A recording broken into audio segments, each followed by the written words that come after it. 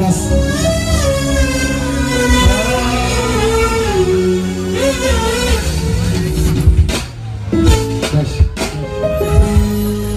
نسمع ونصلي على النبي، بس قبل ما نسمع اللي بحب سيدنا النبي يمين وشمال يفتح ايده ويسمعنا سقف حلوه. الله اكبر. حاضر عليا. لما جيت اكتب عن امي،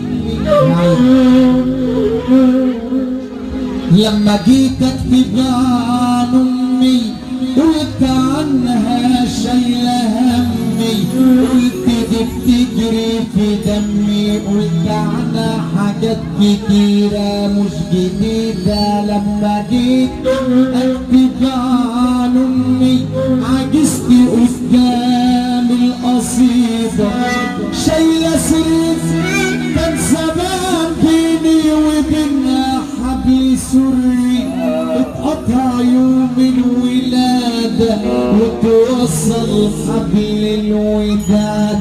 حبي ما بيعرفش عاده من كلام رب العباد، حبها اصلا عباده.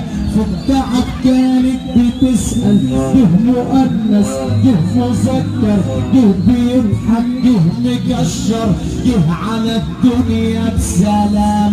وقتها انا ما كنتش بفكر، كنت ببكي وكان بتحضن بابتسام.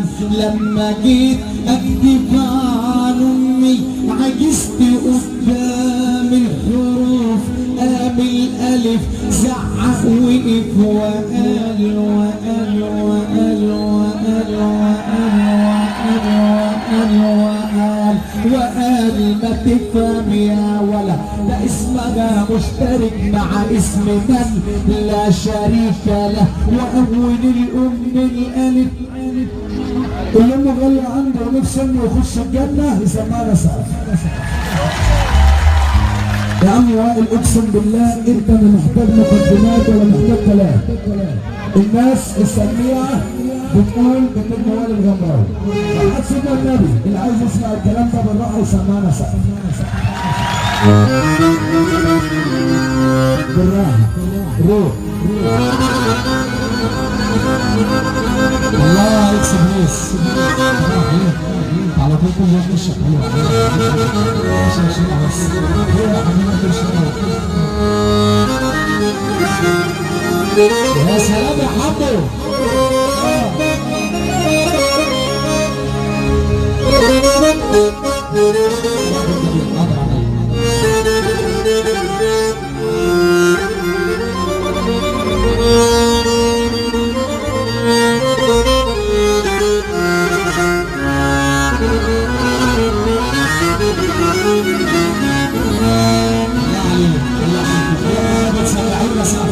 السلام وفيوم بسقف عليه.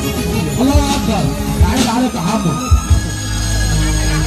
انا لما جيت اكتب عن انا قلت انا شايله همي، وردي بتجري في دمي، قلت عنها حاجات كتيره مش جديده. لما جيت اكتب عن امي جسمي قدام الحروف، قام الالف زعق وقف وقال ما تفهم يا ولد، ده اسمها مشترك مع اسم من لا شريك له. واول الام الالف واول الاسم الالف، ربك بيخلق من العدم من الالم من العدم من الالم، خلق الالم شالتني وهنا